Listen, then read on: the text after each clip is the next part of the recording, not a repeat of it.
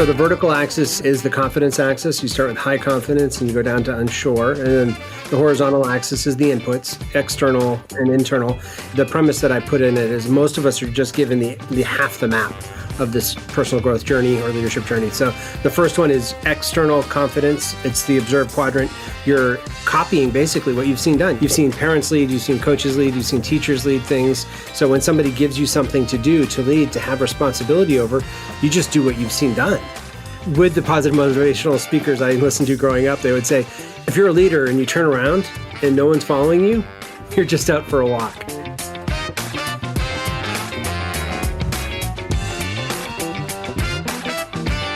Hi, friends. Welcome to the Sales Enablement Podcast. I'm your host, Andy Paul.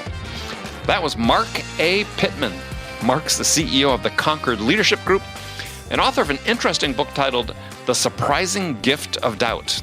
Use uncertainty to become the exceptional leader you are meant to be. And in today's conversation, Marc and I talk about the importance of developing and embracing your personal style. I mean, this is critical for individual contributors in sales as well as sales leaders. So we dive into the choices that people have to make, whether to keep seeking for help outside yourself, listening to somebody else's system to try to solve your problems, or to finally discover what will work for you. And Marc and I dig into why you should make the choice to write the rules for yourself and determine your own way of measuring your success in sales. Now, I talk about this a lot for sellers because you need to develop your own way of selling. Of course, you'll have many influences on you, mentors, coaches, customers, books, and so on. But experiment and find the one thing that is authentic to you and that enables you to become the best version of yourself. Use what others model and teach and what you know to be true about yourself to sell. Lots of interesting perspectives on personal growth today. Make sure you stick around and check it out. Now, before we get to Marc, I want to remind you to subscribe to this podcast wherever you listen to it. And if you subscribe, we'd certainly appreciate it. If you could also give us your feedback about how we're doing with a review. We'd really appreciate it. So thank you. All right, let's jump into it. Marc, welcome to the show. So honored to be here. Thanks, Andy. Well, pleasure to have you here. You're joining us from where today? Greenville, South Carolina. Greenville, South Carolina. I have a friend that owns a family baking company not too far from there. Ever heard of Caroline's Cakes? No, but now I'm really intrigued. All right, we'll talk after the show. Okay, great. You can order a mail order. They are classic South Carolina 7-layer caramel cakes, and they are so good. Oh, yes. They supported a conference I spoke at here. Yes, okay. Those were delicious. Oh, my goodness. Yeah. So good friend to have. Yeah, well, this is an ad for you, Chick, my friend. Everybody listens. If you want a fabulous dessert, speaking of South Carolina, Caroline's Cakes, get them shipped across the country. Guaranteed to put on some weight, but they're well worth it. Yes. Add to your COVID-19. Yeah, add to your COVID-19. Exactly. Still working my COVID-19 off, by the way. Oh, gosh. Yeah. So, well, welcome.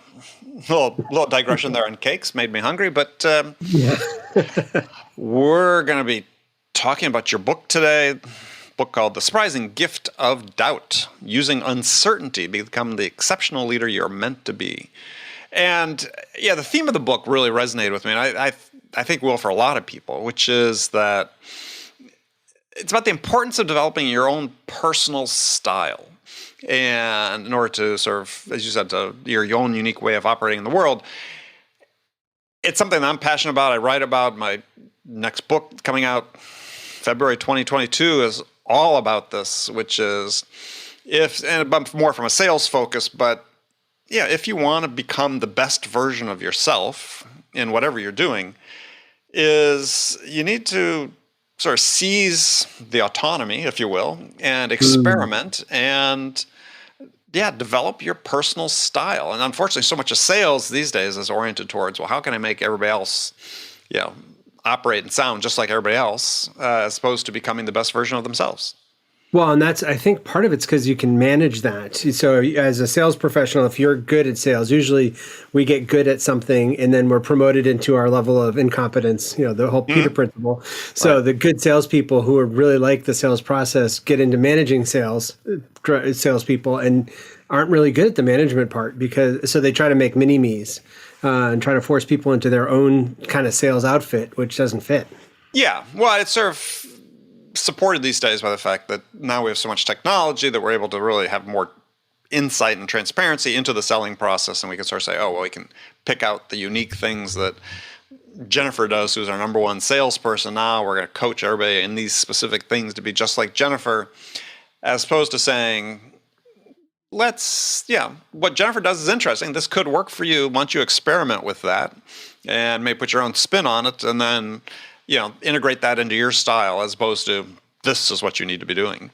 Well, as I've been listening to your episodes, it's been very interesting because there are so many applicable things with leadership and sales.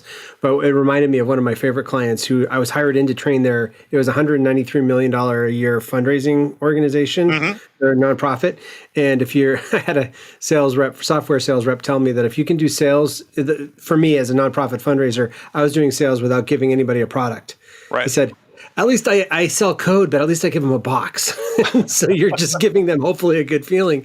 But this trainer had me come in, and it wasn't the head of the department. It was the most effective sales or fundraising manager I've ever seen. She actually coached her individuals we have outcomes that we have to hit, targets we have to hit. Yep. And she hadn't done that before. So there was a flexibility of adhering to the outcomes, but also letting the path to that outcome be a little bit, there were best practices and benchmarks, and they were trying to always study, but it was also allowing for the individuality, where the VP of the operation had 20 years of Xerox sales experience. And he had this amazing breakthrough 20 years in of, I don't have to force the process. I can just listen to people and I'll know when the right time is to make an ask. So he was training his brand new team. Yeah, exactly. He was training his brand new team. Hey, just become their best friend. If you're going to their fishing trips or if they're inviting you to their weddings, then you're doing your job. And my thing was, no, if you're raising money, you're doing your job. Right. Yeah, the object is not to become their friends. And this is a particular... Nobody needs another great friend, usually. Yeah, this is sort of poignant at this moment just because I posted yesterday, the day before we recorded this, on LinkedIn, because there's been there's a small cohort of sort of sales thought leaders that post that say, we're in the post-relationship age. Relationships, you don't need relationships. In sales, what are you talking about? Customers don't want it. But what they do is they conflate a relationship with a friendship. And, and it's like, well, is this a generational thing? I mean, I certainly didn't grow up thinking relationships are friendships. The way two or more things are connected. In this case, it's people. So if you're selling to someone, you're connected to them, and thus you're in a relationship. Do you think it's because I've heard you say so many times too that people are coming to the sales process further, having done a lot of their own research? So what people thought was relationship before, they don't need the chit chat as much as they're presenting with a problem. Well, I think it's not just chit chat, right? There's a body of science that says that small talk is important in order to build a connection with another human being. We're wired to want to be connected, so we're not repealing the law of relationship physics just because we don't want it to exist. But people, you don't want to spend an inordinate amount of time and do it, but you don't have to in order to build that connection with someone.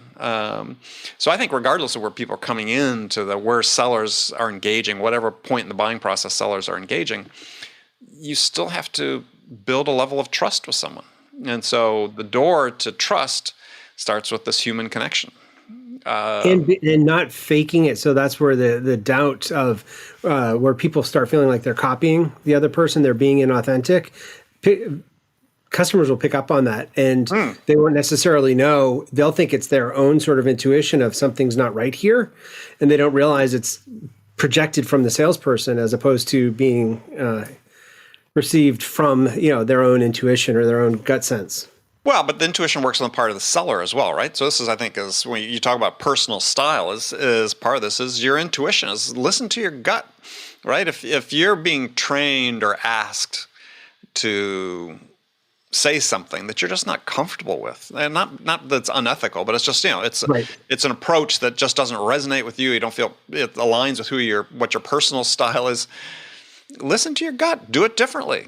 That's the thing I keep stressing is, and this is why I think so many sales managers these days do a disservice to people by trying to make them conform to a specific process or way of doing things that's so detailed oriented, as opposed to saying, yeah, here's the general framework of the process. We do have these best practices, but the goal is to help you become, as I said, the best version of yourself within that process. And yes. Yep. You have to listen to your gut. I think part of it's what makes it particularly messy is it's not just your personal preference. You may not like saying something. I just was talking, one of my clients had gone into financial sales and financial services, and he loved talking financial services. He didn't like feeling forced to then close a deal. And he would have been, so I think part of it's learning a new habit. If you're in a sales position, there are going to be some things that you need to learn to say your own way, but you don't just not say it because it's, yeah. You still need to do the job. Right. Yeah. So, and that's one of the things, whenever I do trainings for staff, whenever I talk about different personality assessments or something, I always end it with, we're in an artificial construct here in an organization. You were brought into this organization to do a job. So just because it doesn't feel comfortable doesn't necessarily mean you're off the hook from, whether it's cleaning toilets or doing whatever else. There's still things that have to get done. Yeah, but this idea of personal style, though, is one, again, that I think is so important, and one that I write and talk about a lot. And it's I was just having this conversation with somebody before you and I hopped on this, is I think part of the issue is that increasingly in businesses, we assume, well, we've always done this, we've always assumed, but now the assumption is now, it's creating worse problems than perhaps in the past, is we assume that let's say salespeople, there's a certain amount of this, we're talking about this just basic interpersonal skills that need to exist in order to have a long-term career in sales, is we assume people know how to do those things, right? We assume that, and let's take example. Dan Pink talks in his books To Sell is Human that 3/4 of white-collar workers have some responsibility for getting work done through other people. I mean, they have to influence other people to get their job done. Right. That, for me, it boils down to some simple core human skills that you need to have in order to do that. But we assume people have those. And so we bring people in and we onboard them into a process and go do these things, and we are completely unmindful of the fact of whether they know how to build rapport, whether they know how to just basic connect with another human being, whether they know how to show interest in another person, empathy, all these things. Curiosity, yeah, right. And it seems like we need to sort of reorient, as leaders, need to reorient how we train people. Well, and that's where you saw part of my story was I had homework from being in school, and then my parents gave me homework because I was a Pitman. Which sounded horrible, by the way, but yes. Oh, it did, didn't it? Yeah. Yes. I'm sorry for all the kids of people that are listening to me that are like, I wish I had learned those social skills. But my parents are going through the same sort of, I wish I had learned how to, Dale Carnegie. How to influence and influence people, how to have good conversations, how to have tough conversations, how to set goals. I wished I had learned that when I was in high school. So they just started assigning it to my sister and myself, and we thought it was normal. And I was glad when I get to college, though, because it was sort of, it was a vocabulary I understood. And yeah. Well, yeah. Well, people sometimes ask me, okay, well, so what's the root cause of sort of bad selling, right? But you strip away everything else, and to me, it oftentimes comes down to failure on these sort of core human skills, ability to connect with someone, your innate curiosity, to be interested in other people, empathy, so on. Is, to your point, I say, well, yeah, the big cause is bad parenting. That's what one of the things, whenever I hear a speaker kind of dump on a particular generation, I'm Gen X, so we get dumped on. Millennials and Gen Z, I guess, are the next to get dumped on. I know, you Gen Xers are horrible, yes. I know we are, yeah. And in fact, we just saw a chart. One of our kids was giving us a hard time, and my wife found a chart on a TV show that showed all 4 generations, and it was silent boomer, millennial, Z. There's no Xers in there. It was really funny. but what amazes me is whatever generation is usually doing the insulting on the younger generation is the one that parented that generation. So it's just the seeds that were sown from the parenting. Well, but yeah. Well, in my case, one of the things my parents did extremely well, I mean, they had a great childhood in general, but one of the things they did deliberately is they put us into social situations with adults when we were kids, where we had to connect with them. We had to speak with them as almost peers, right? Regardless, even though there's mismatched social status between a kid and an adult.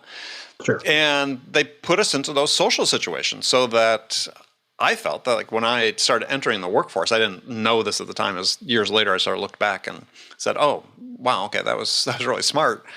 I was prepared, even though my first year in sales, I looked like I was 12 and was going out trying to sell. That's why I have a beard, because it made me a little less young looking. People couldn't place me. Those weren't allowed back in the day when I was doing it. That's true. But yeah, I mean, it was. I think that's what got me through. Is I was able to sit down with someone and have, CEO of a company, and have a conversation, and initiate a conversation, and engage in connect, engage in a little bit of small talk, but just enough to get to the point. I think that got me through the first couple of years where I fundamentally felt hugely uncomfortable doing everything else associated with the job. But did your parents do that intentionally, or was that just natural to them?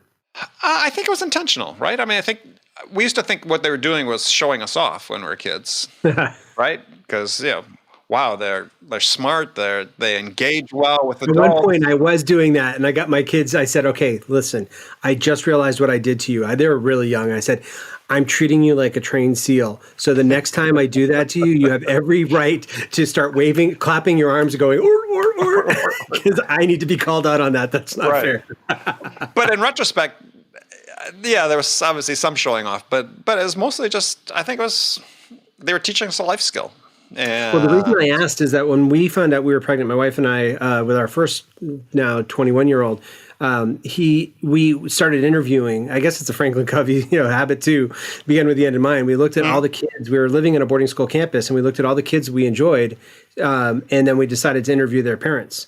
What rituals did you have? What books did you read? Right. And part of it was the pressure of my own having been assigned other texts. So I remember asking one couple, what books did you read? And they looked at each other like it was the most foreign thing.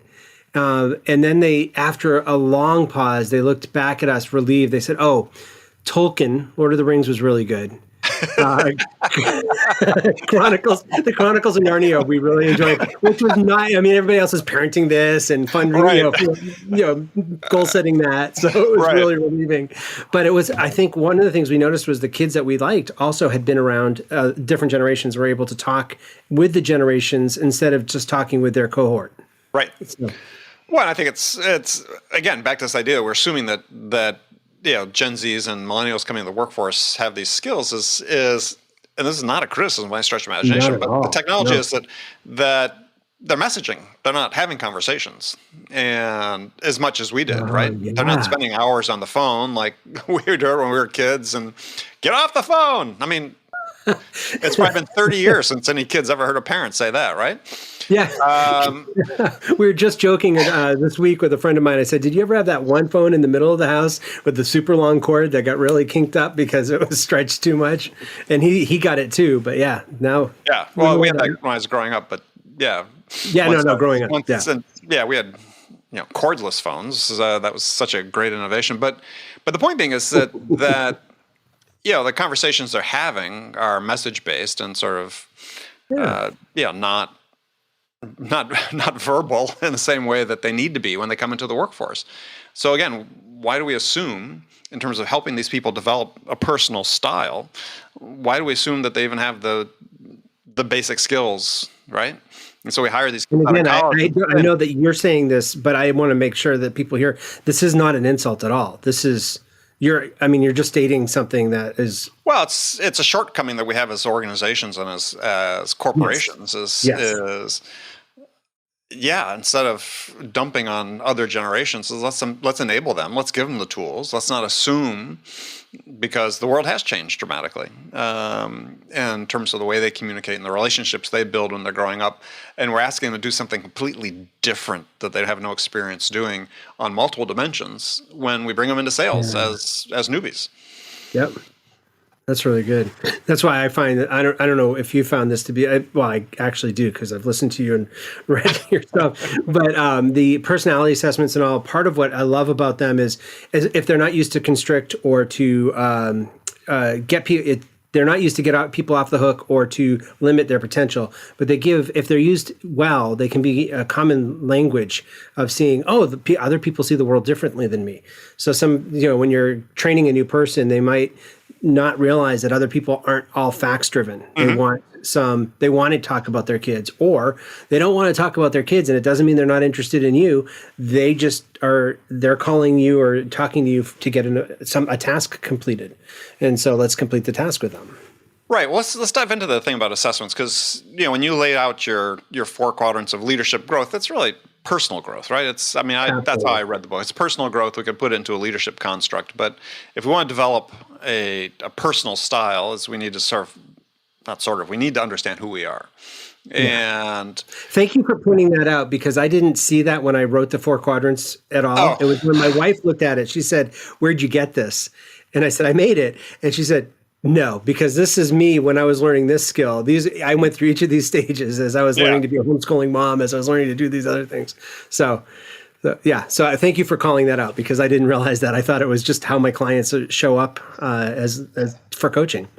Well, it's a great thing about writing a book, and digressing for a second, is that somebody once, I learned this with my first book, is I had no idea what it was about until people read it and fed back to me what they thought it was about. Or I thought I knew what it was about, but it was actually about something different. Right. And so when I was writing my second book, the one before this one that's going to be coming out, somebody said, "Well, what's it about?" And my answer was, "I'll let you know after we publish it and people read it." So,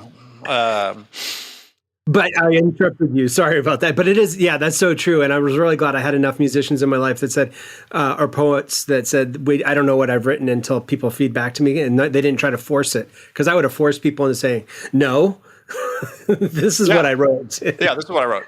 Well, I think it's listening, because increasingly in sales, we all publish content, right? We're post on LinkedIn and so on. Get it out there, right? Get it out there. If you've got a thought, get it out there. It'll help you clarify your own thoughts when you do that. Okay, so back to personality assessments and assessments in general. Yeah, I got to be honest, I'm not a huge fan. Okay. But I think it sort of goes back to your point about how they're used, right?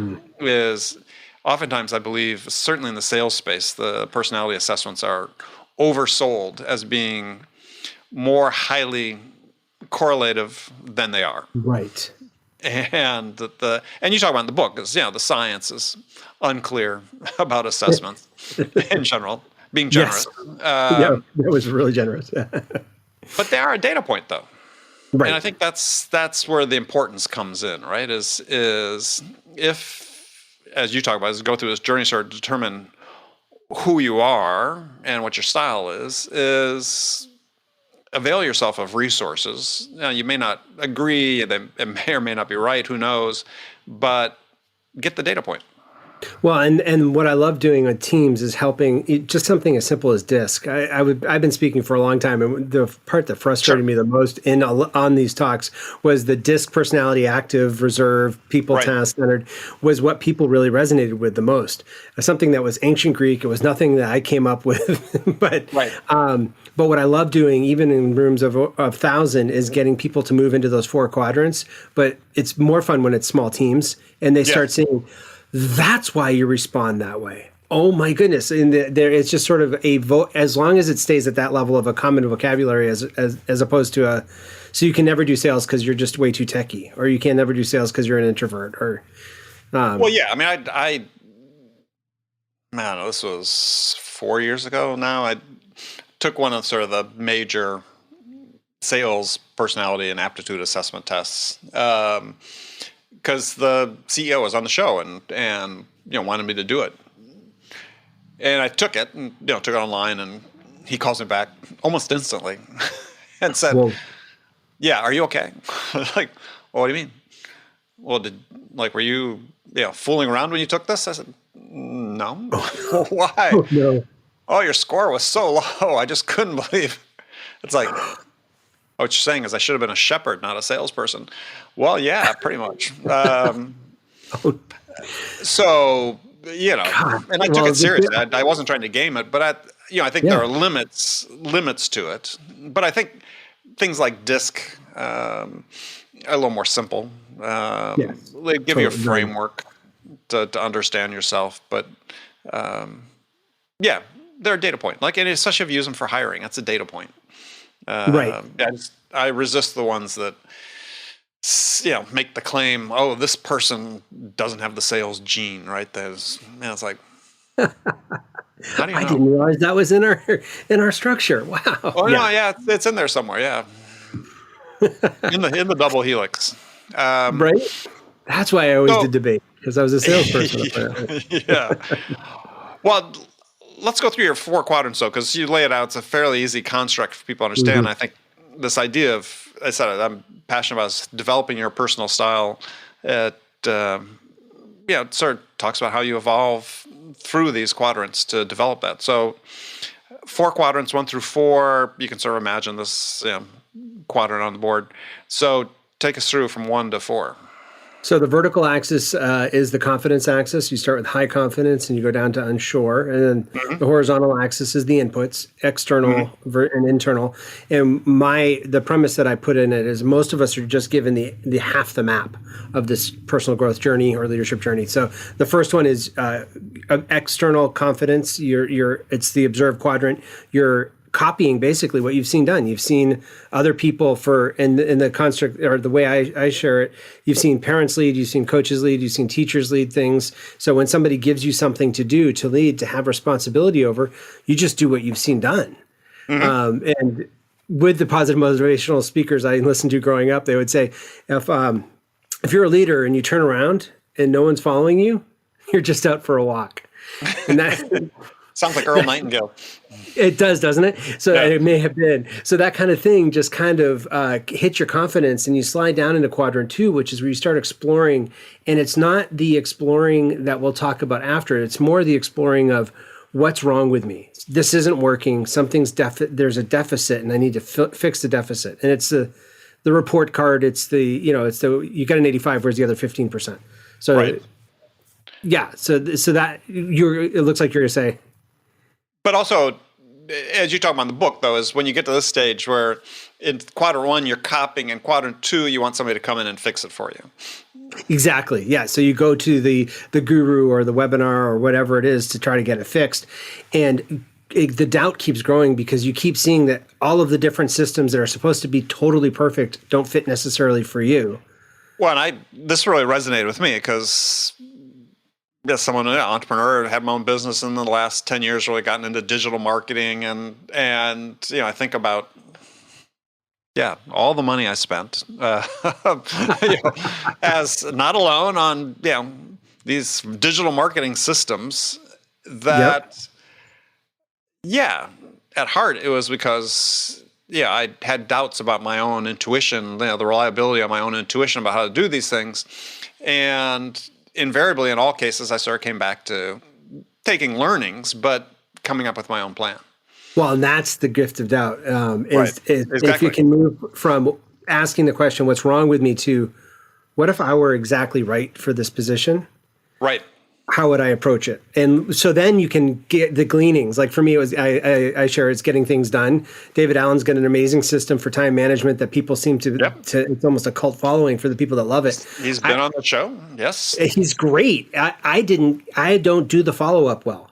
I don't do the following, reviewing. I love making the list. I love putting stuff on a list I've already done so I can cross it off. But to actually then review all those different files and folders and pages did not work for me. But and so in quadrant 2, the Explorer quadrant, you beat yourself up because you're falling short again.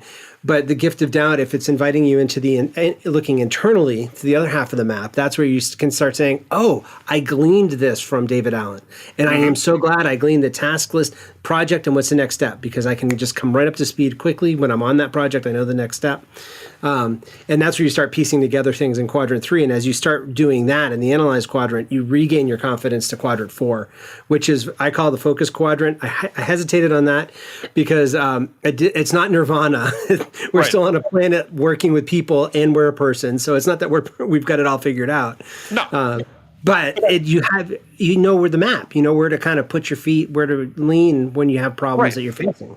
Yeah. So, I mean, I said, I think there's a great construct for people, and I enjoyed reading this, is, quadrant 1, okay, we're sort of copying other people. Quadrant 2, we want somebody to come in and fix it. We still have the doubt. Quadrant 3, we start listening, as you talk, we start listening to our hunches and our intuition, because we should, right? And there's a reason. Intuition is very powerful.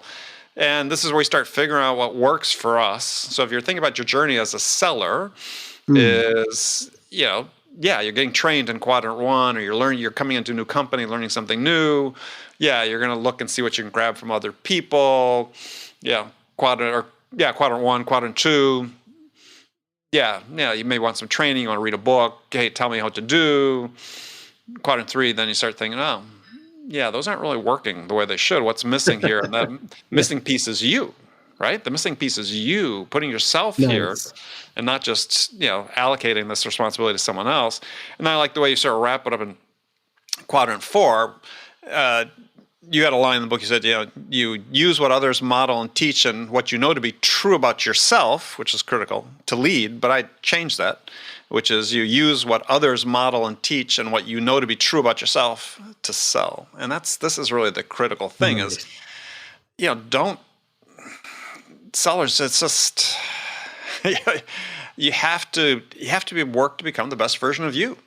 This is it. That's right. Not the best version of what your manager thinks. You're not trying to copy, Jennifer, who's the top seller. You're not trying to copy you're taking what you learn from them, integrating it into you. You're never going to succeed trying to copy someone else. Well, and one of the things I learned reading your book, your Amp Up Your Sales one, was that it was the follow-up where some people are just, you've probably been inflicted with this follow-up automation thing of, are you still there? It's like they get increasingly irritated that you're not responding to their spam. But the follow-up of continuing to stay in touch. Hey, here's a helpful article. Here's a helpful blog post. Here's something that seems like I came across this and might meet up with your needs. And that could be much more natural follow-up for somebody who's struggling with I don't like the irritating follow-up stuff. I don't want to be a nudge. I don't want to be that guy or that gal. Right. Well, I can help doing it. I like helping. Sure. And it's doing it in a way that's congruent with who you are. So, to me, sales is, you got 4 key attributes you really need to focus on, which is your connection, curiosity, understanding, and generosity. And when you talk about this follow-up, it's really all of those, right? You're integrating all of those into that. You're maintaining the connection. You're trying to build a level of credibility and trust. You're going to do this so somebody sort of went silent, or maybe it wasn't the right time for them to engage, and so you want to keep engaged, you want to keep top of mind. Rather than just send, to your point, mindless sort of, hey, checking in type emails, is anytime you engage with them during that interim period, nurture period, is send them something of value and see if you can engage in a conversation on it. I talked about in the book, I believe, my favorite thing was send somebody an article and an email with a link to an article, a white paper, and say, John, I was thinking about you this morning when I read this article. 2 things in here we should discuss. Yes. Can you talk at 9:00 on Tuesday? And what I liked about the link to the article was the way you shared it, it didn't sound like it was a link to an article with an email sign-up form. It's just a link to a helpful article. No gated content you had to sign up. You're already on my list. I don't need to inflict that on you twice. Right. But getting back to the quadrant, I think it's just a great way for sellers, anybody, somebody moving into a leadership position, is to think about, how do I put that doubt to work in order to develop confidence? And I'm such a huge believer that the confidence as a seller or as a leader only comes when you're doing it in a way that's, I said, in alignment with your character and your values and your beliefs. I love how you make quadrant 3, bringing yourself to the work.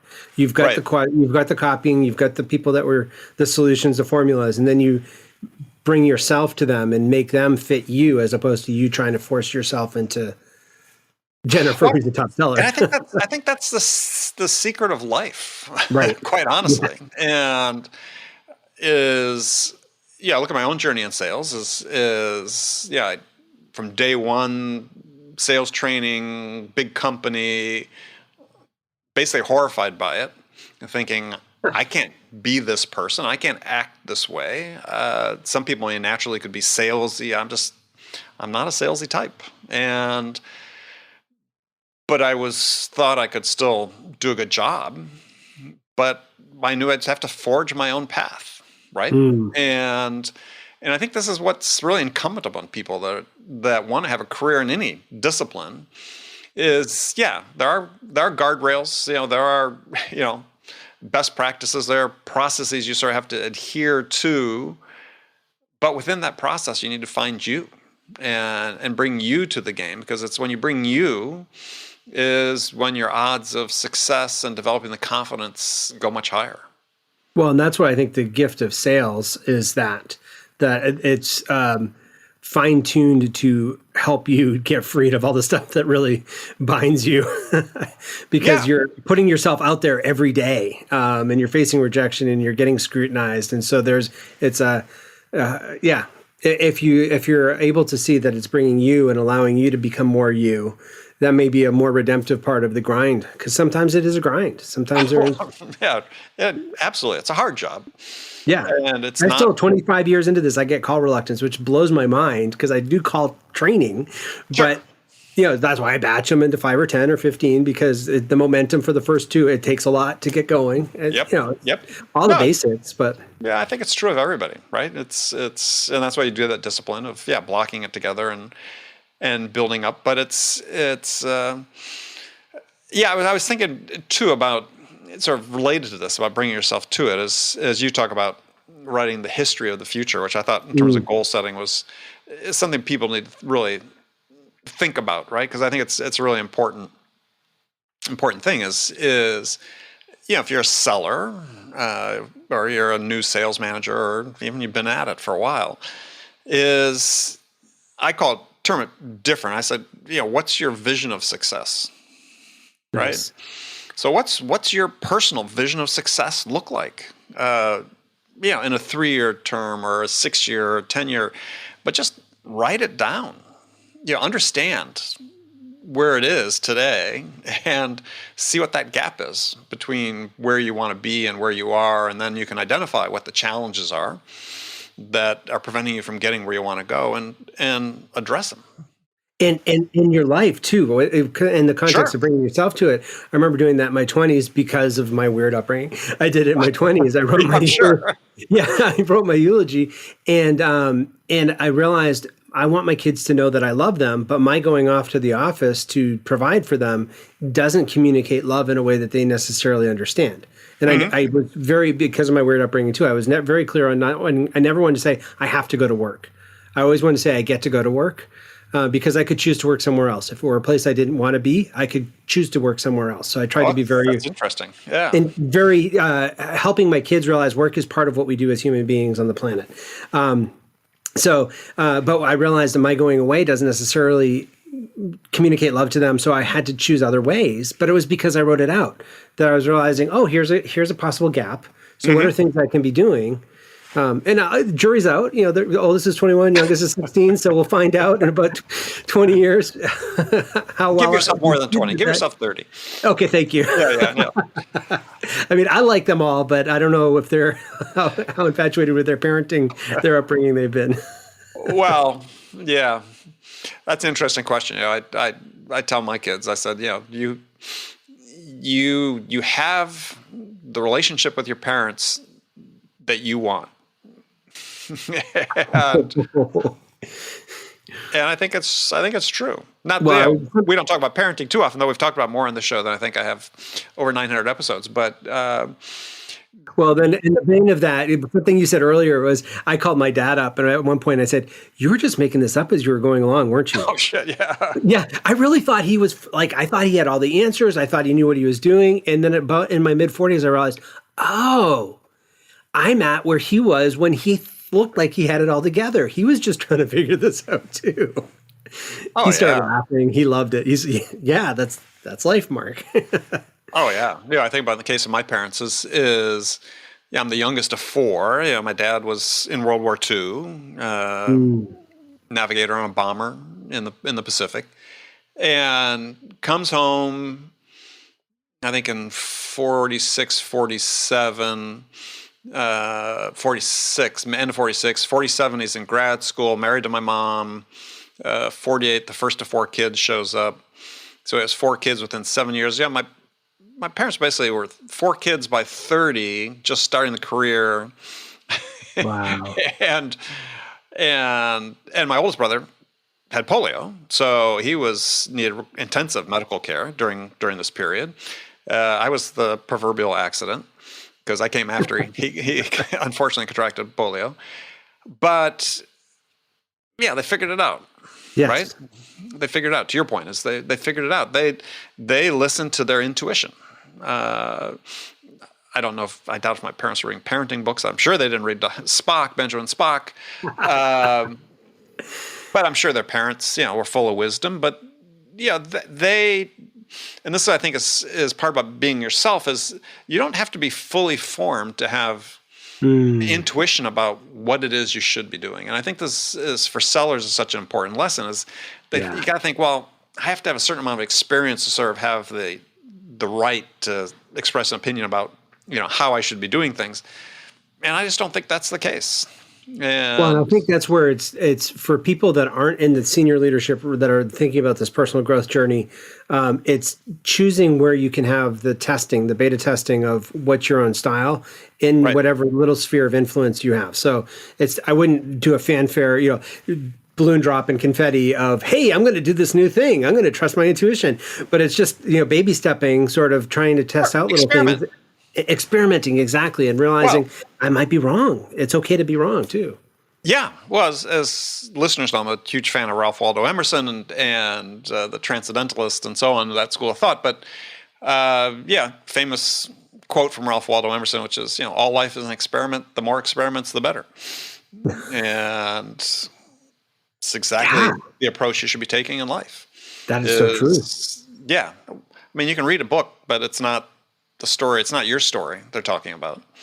So it's a story. So, and I think this is, again, I urge sellers, if you're newer in your career and you're trying to figure this whole thing out, experiment, and then understand that your story is going to be different. So you have to find your story. Yeah, how are you going to succeed in this business that's tough, that's hard, that's demanding, that's full of stress and pressure?